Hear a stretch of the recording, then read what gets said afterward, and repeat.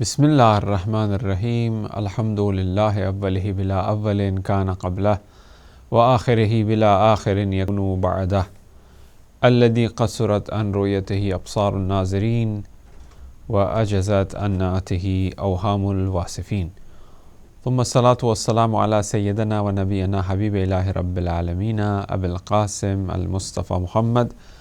أما بعد، فقد قال الله تعالى في محكمه الكتابه المجيد: بسم الله الرحمن الرحيم قل هل يستوي الذين يعلمون والذين لا يعلمون إنما يتذكر أولو الألباب. Assalamu alaikum and welcome to Perspectives, a program that is dedicated to provide you with Islamic perspective to different realities and phenomena that exist within Islam. And we have started a series of discussion initially, which we started with qalb, which is the heart, and then we looked at the aql, which is the intellect, and now we are looking at the qualities of aql and heart, which means knowledge, which comes about to begin with, that a person seeks knowledge with his intellect, stores it in his heart. And then after this program, we will be looking at the aspect of the ma'rifat, which is understanding. Ilm, knowledge, it is extensively promoted in Islam. Islam is the deen, is the religion of knowledge, is the religion of science. As the very beginning of the verses of the Holy Quran begins with Iqra, which means read, which is pointing out to that the Quran begins or commands the Prophet to read. It is pointing out to that how important reading is. And many other chapters of the Quran, Noon wal Quran, for example, you have Al-Hakim, for example, you have Qalam, where the pen is kind of mentioned in the Quran. So you have this aspect of reading and writing and understanding and ma'rifat and ilm. And the verse which I just recited is it, you think, قُلْ هَلْ يَسْتَوِي الَّذِينَ يَعْلَمُونَ وَالَّذِينَ لَا يَعْلَمُونَ, are those who know equal to those who do not know? Only those who possess intellect can take admonition, can take, for example, a lesson. So therefore, Quran, the Prophet, the Imams promotes knowledge. How can it not be possible that God is known as Nur, which have the aspect of knowledge, which means light, because light is related to knowledge. There's a symbolic relationship between light and knowledge. So how can it be possible that God, who is Nur, God who is all-knowing, not promote knowledge? It is really through this knowledge that a person comes to an understanding of God. In the nutshell, Islam is the name of knowing God. That's what Islam means, of knowing Tawheed. How much of a man have the capacity to really know? So the foundation of this great religion is based upon knowledge. Now, philosophically speaking, if you look at knowledge, knowledge as we compared it to the symbolic value of Nur, we find that knowledge is light. Knowledge brings certainty. Knowledge gets rid of the fear. The fear factor that a person have is because of lack of knowledge. That's why Hazrat Amirul Mu'mineen Ali ibn Abi Talib alayhi salam mentions that man is enemy of what he does not know. So ignorance, not knowing, is really an enemy of man. Ignorance and not knowing is really evil. So therefore, if one wants to get rid of the evil that a person have, if one wants to get rid of a evil or fear of the things that are around him, then he should make himself knowledgeable. So when he make himself knowledgeable, then he will fear less. Why do we fear death? Why do we fear dark? Because we don't have the knowledge of.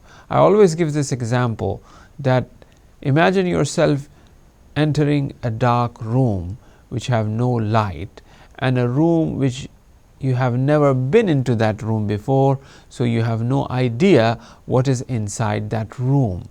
Even if that room is, for example, that you've been before as well, but still imagine it to be pitch dark. You cannot see anything in that room. So when you are at the door and about to enter, there is some sort of fear in your heart because you are unaware of what is inside this room. But as soon as you switch on the light, when the light is on, then you have no fear whatsoever, because you have the what?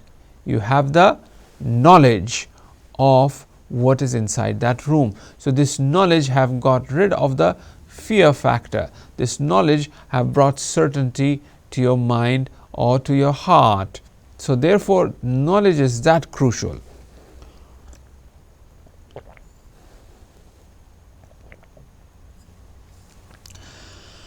The Prophet of Islam have mentioned that knowledge, al-ilmu ra'asul khair kullihi, al-jahlu ra'asul shar kullihi. As we mentioned earlier, that knowledge is considered as the head of all goodness, and ignorance is considered as the root of all evil.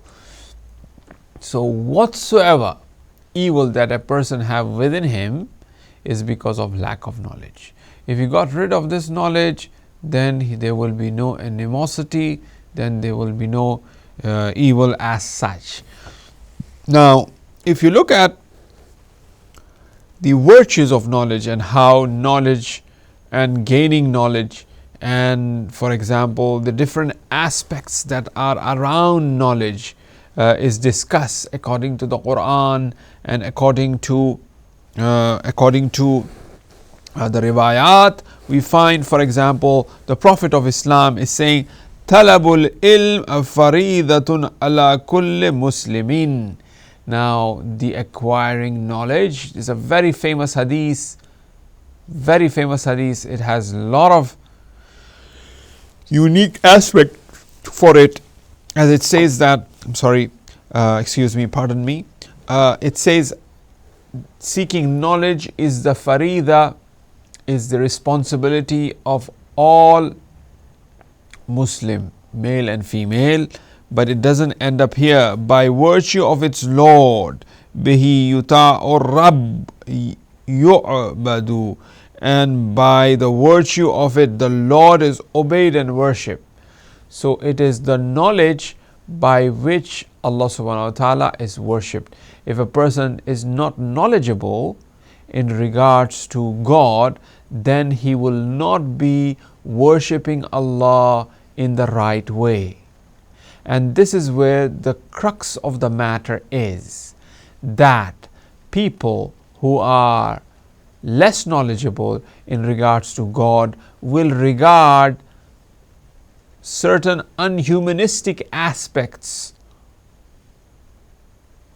and practices as religious practices. They will say that this is what the religion is saying, because they don't have the knowledge of Allah, because they don't have the knowledge of the religion, and they regard certain practices as religious practices, which is completely against Deen Islam. For example, terrorism, for example, taking innocent life, this is completely against the will of God, the wish of God, the religion of Islam. But for example, for those who do not have knowledge, then they will consider that to be an act of worship, unfortunately. Bihi tu'salul arham wa yu'raful halal min al haram, al ilmu imamul amal wal amalu ta'abehu yulhamu bihi su'ada wa yuhramu al ashqiya. So it is through this knowledge that one will achieve what is, or understand what is halal and what is haram, what is consensual relations are maintained, how the relations are maintained. Knowledge leads to action. Al ilmu imamul amal wal amalu ta'abi'uhu. The ilm is the leader of the action, and at the same time the action follows that imam, follows that knowledge.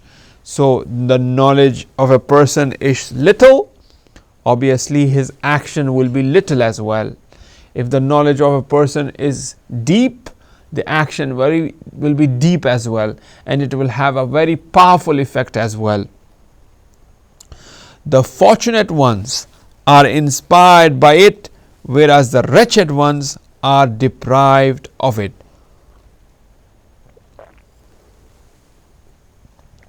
So therefore, very beautiful hadith of the Prophet which looked at many of the unique aspects of knowledge. First of all, it relays the foundation by saying that it is a responsibility of all, regardless of male and female. For all Muslim, it is a responsibility that they must acquire. Now, it is through this knowledge that the Prophet have said that one is able to achieve the fruit of amal and the action follows that very knowledge itself. Now, there are a lot of riwayat from the Imams and from the Prophet, and I will just point out to very few. Al ilmu hayatun. Al ilmu hayatun. Knowledge is considered as life. Very nice hadith. So if life comes in, it is because of knowledge. Al ilmu misbahul aql. Knowledge is considered as that torch for the intellect. So Allah have given you the intellect, and the torch of this intellect is that knowledge. It's knowledge. Knowledge is the property of the believer. Ra'asul fadail ilmu ghayatul fadail al ilm. The fountainhead of all virtues is knowledge, and the peak of all virtues is knowledge. See how much of our deen Islam, prophets and the Imams promote knowledge. Now, how much are we in the field of knowledge? Who is the topmost scientist? Who is the topmost psychiatrist? Who is the topmost journalist? Who is the top? These are all the different facets and fields of knowledge in which it is required that we advance. We don't stop ourselves. Muslims were running the show. Just before Renaissance, things were in the hands of Muslim in regards to knowledge, in regards to the scientific discoveries, the very modern advancement and development that we have, even in the material realm that we see. The root of these things, you would find that they were Muslim scholars. Yes, we have the technology of flying planes, but who had that initial thought of advancing or investigating into the phenomena of that a human being can fly? It was Muslim scientists, it was Muslim scholars who tried doing that, thought of it, made an equipment in regards to it, and many other present realities that are around us that we see. The style, the methodology of university, the methodology of hospitals, all of these things we tend to find that it is rooted in to Islamic sort of discoveries. In another hadith, Kumail once took Kumail out to desert. Imam Ali alayhi salam. What he did? He took Kumail out to the desert, and when they reached the desert, he let out a deep sigh and said, "O Kumail, knowledge is better than wealth, for knowledge guards you, while you guard the wealth. Very famous hadith. فَذَكِّرِ النَّفَعَةِ الذِّكْرَ. And wealth is reduced by spending, whereas knowledge increases by spending. And any good produced by wealth ceases when it ceases to exist.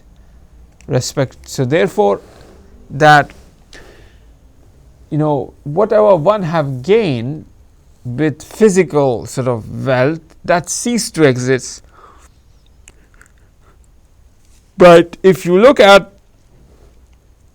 what you have gained by knowledge, that doesn't cease to exist. That's still alive. That is still there.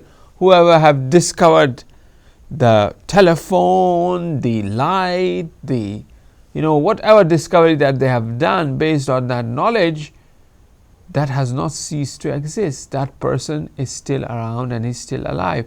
The other day I was discussing in the seminary, and a topic came up that, for example, a person such as Shahid Sadr, he's not here with us. He was killed by Saddam's regime, but his books are as if discussed as if he is alive. He thought this way, he thought that way. He may, they criticize some of his opinion. They say that maybe he might not have seen that book. We are discussing his texts. We are discussing his work. We are discussing what he has discovered in terms of the knowledge, how much he has advanced. We are discussing the books of Allama Hilli, which he wrote, 800 odd years ago. Right? It is that knowledge that has remained. He's remembered here. But at the same time, at the time of, for example, Baqir Shahid Sadr, Rahmatullah alayhi, or Allama Hilli, there may be other rich, royal, individual people lived during that era, but none of their name have remained. Yes, even that name, you might say that, oh, it's not, for example, worldwide. It's only you people know about Shahid Sadr or Hilli. Okay, what about those people who were living during the same period? Even among the small group, their name is not there.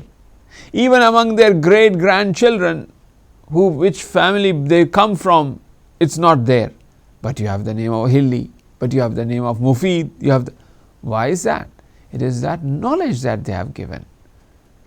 And the path is open for us all, including myself.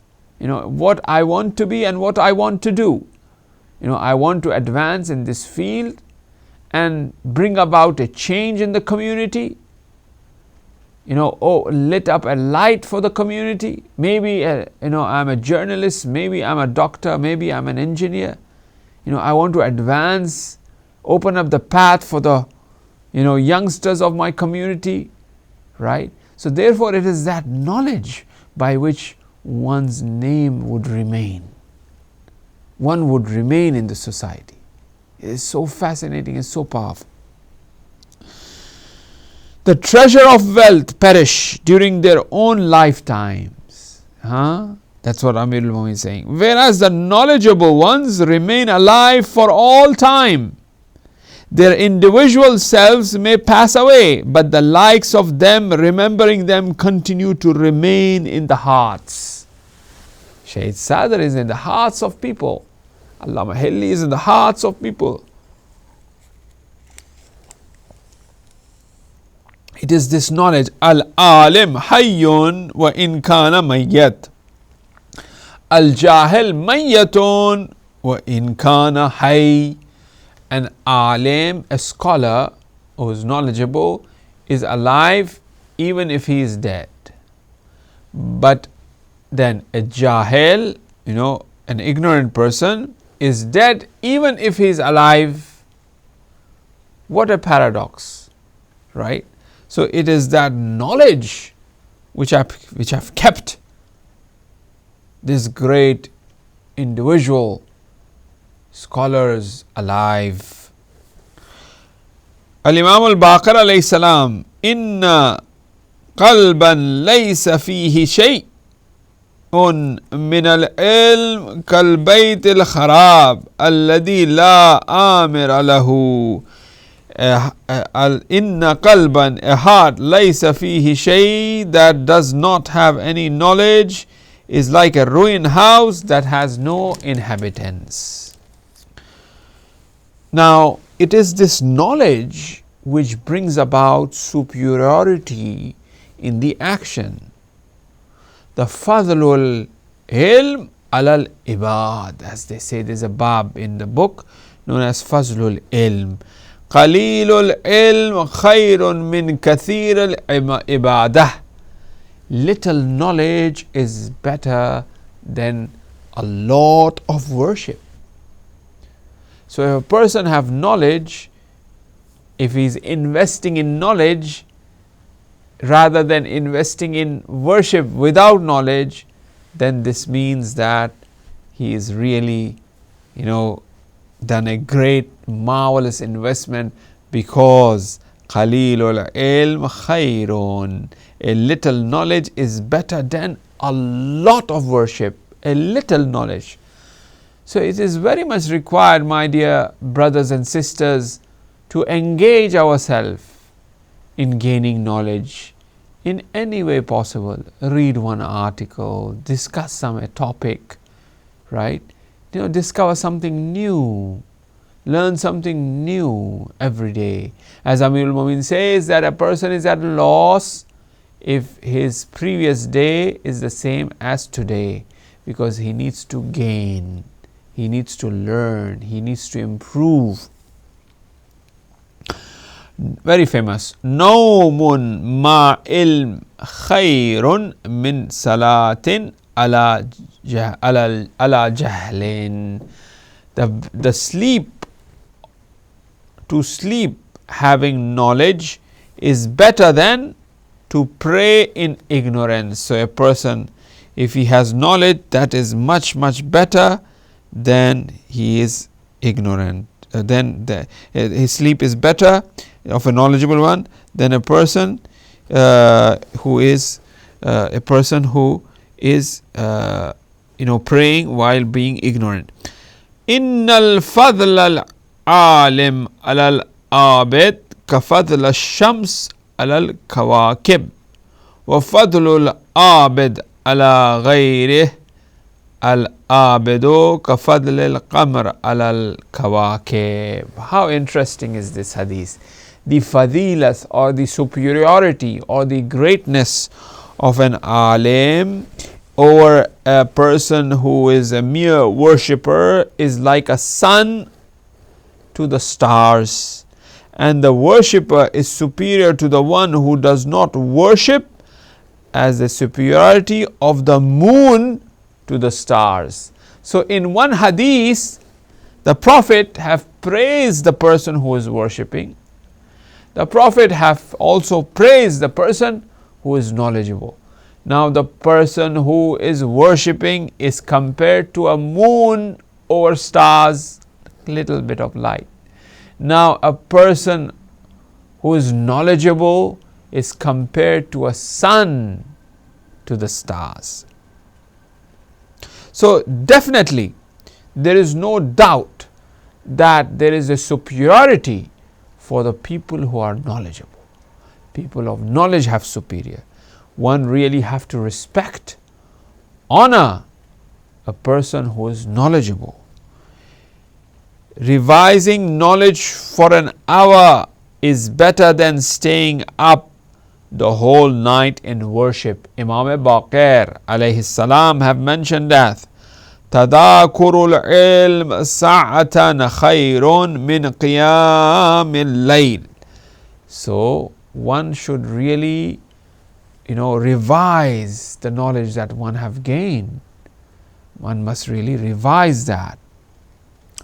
Now it goes to a point where you would find, for example, even the scholar, the true knowledgeable one, a true scholar, he becomes the icon, he becomes the symbol of ibadat. They say that if you look at a scholar, is considered as if you are doing worship. This is not me who is saying it, or any scholar who is saying it. I do not consider myself a scholar either, but not any other scholar have written this, but the Prophet himself says, "An-nadharu fi wajhil alim hubban lahu ibadah." Looking at the face of a scholar out of love for him is an act of worship. So if I just look at a scholar and with love and joy and kindness, look at this scholar, how powerful, how respectful, how nurani, how honorable this person is. Now even that for me is considered as ibadah, is because of the knowledge that this scholar have. Imam Sadiq alayhi salam mentions that, where he says, Imam Sadiq, "Lamma su'ala an qawl an-nabi an-nadhru fi wujuhil ulama ibadatun." He says that the nazar over the wajh of an alim is considered as ibadat. Look how powerful, right? But the hadith continues, and he says that, to which he replied, it refers to the scholar whom looking at him reminds you of the hereafter. When you look at him, you remember the akhirah, you remember Allah. Enjoyment of seeking knowledge. Now, how much Prophet have preached. The most famous is, even if it is still China, right? Gain knowledge even if it is still China. He who cannot endure the submissiveness attained in learning for an hour will remain submissive to ignorance forever. One have to submit. One have to travel to China. One have to really submit. For example, these are all the way different enjoyment of knowing. Imam Sadiq alayhi salam, "Law alima an-nas ma fi talab al-ilm la talabu law safki al-muhaj wa khawd al-lujaj." If people knew what is there in seeking, they would have seek it, even if they had to shed blood or dive into the deepest sea.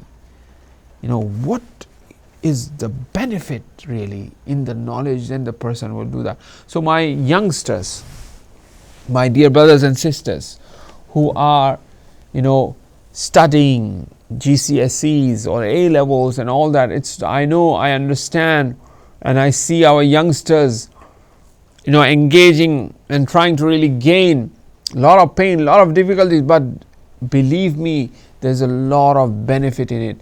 I would encourage all my youngsters to really advance in whatever field that they are and become an authority in that field.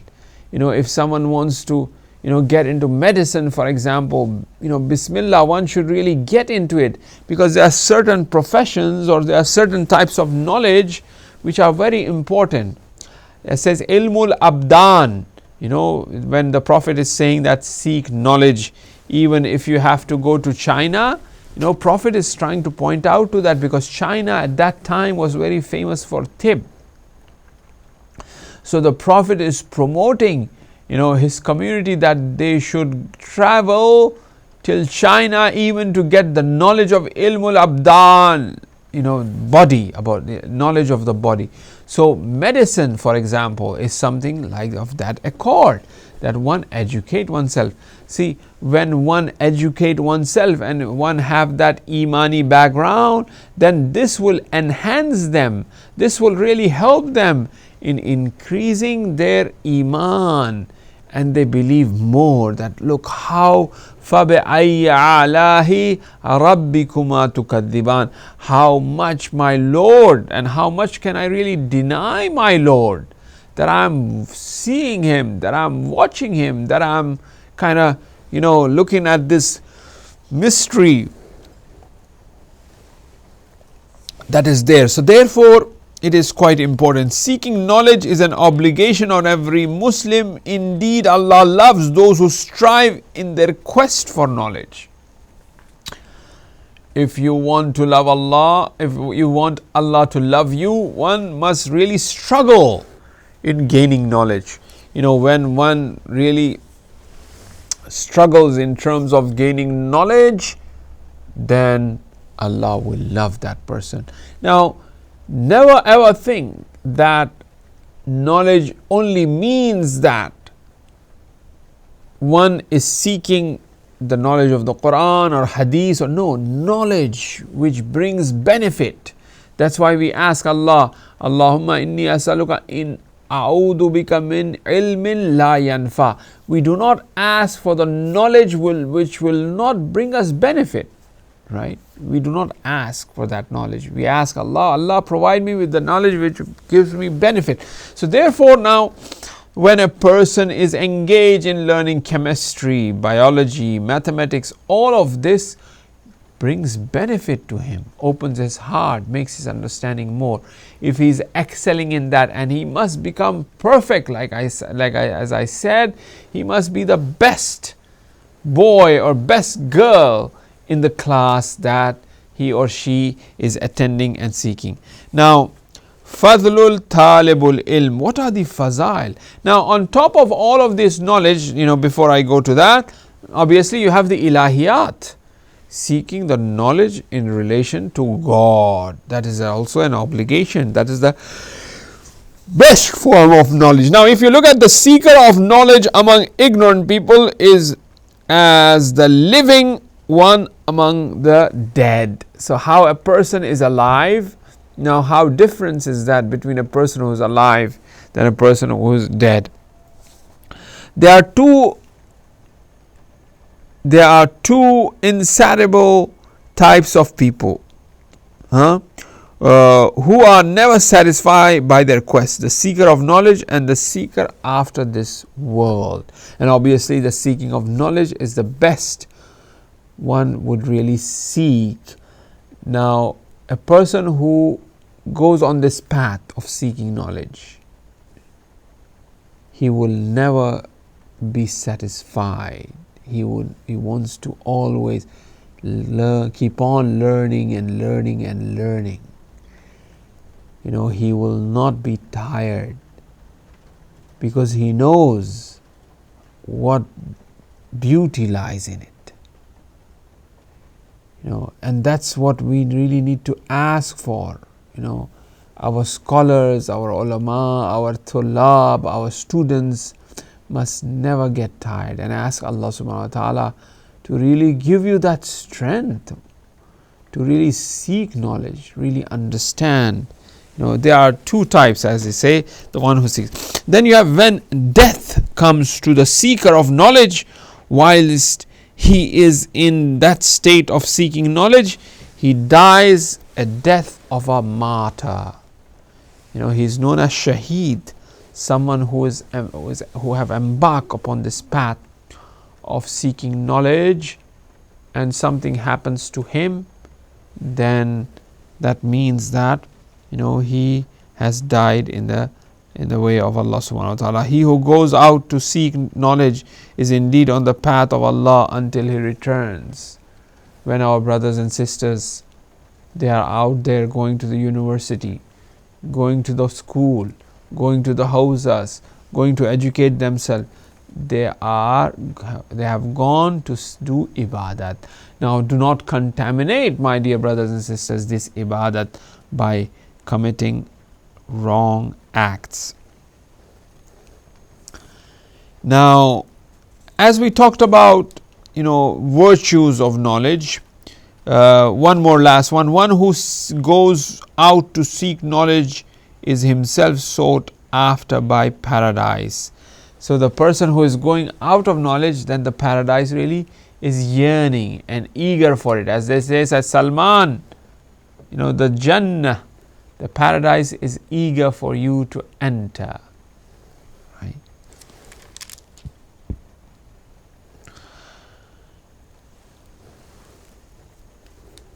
Nice hadith. He who desires knowledge in order that he may beguile people will never even smell the fragrance of paradise. Now this is the danger that we have, that we gain knowledge and we try to fool others with this knowledge. We gain knowledge and we try to, make little to other people, another individual, and that is something that is not liked by God.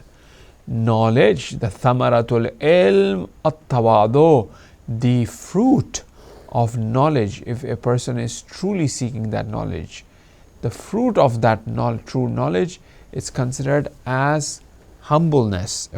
When you look at it, for example, when a person gains knowledge, he will automatically be humble. That is the way to really check whether this knowledge is correct or not. For example, if you look at it, as they say, as-salat tanha anil fahsha wal munkar, it is really prayer that protects us from evil and corruption. Then I'm indulging in evil and corruption, then I should really rectify my salat. I should really check my salat. So the same way, if a person is gaining knowledge and with this knowledge he is becoming arrogant, takabbur, he regards anybody and everybody as nothing, it is only him who is, for example, right? Then obviously this knowledge is not done its fruit, not provided its fruit. When a person gains knowledge, he becomes mutawade. If you look at our scholars, our bahjat, all of these Allama Tabatabai, great renowned names, you would find that how mutawade, how humble these people were and how humble our scholars are. I think we are ending the program. We have reached to the end of our program. I just want to give you a summary of what we have discussed. We are, after discussing aql, after discussing heart, we are discussing knowledge, the perspective or different perspectives of knowledge that we have. We talked about the importance of knowledge. We talked about knowledge from the philosophical point of view, how knowledge is the source of certainty, yaqeen, how knowledge is a source of courage, of getting rid of fear that one have in one's heart. Man is ignorant, man is enemy of what he is ignorant of, so that fear factor goes away. We talked about how knowledge is considered to be the head of all. It's the hayat, it's the ras of, as the hadith says, ar-rasul fada'il ilm wa ghayatul fada'il al-ilm. The fountainhead of all virtues is knowledge, and the peak of all virtues is also considered as knowledge. Then we kind of pointed out to the superiority of a knowledgeable person compared to a person who is not knowledgeable, how much of his ibadat, how much he is compared to a sun, compared to the stars. And then finally we looked at the fact that looking at a face of a scholar is considered to be ibadat because of a scholar, which reminds you that the seeker of knowledge will have. Thank you very much, brothers and sisters, for joining us tonight. We hope that we will continue different aspects of the knowledge, and then we'll finish it, this perspective on ilm in our next program, and we will after that start up with the discussion of understanding, which is known as the ma'rifah, because ma'rifat comes later on. Ma'rifat means understanding.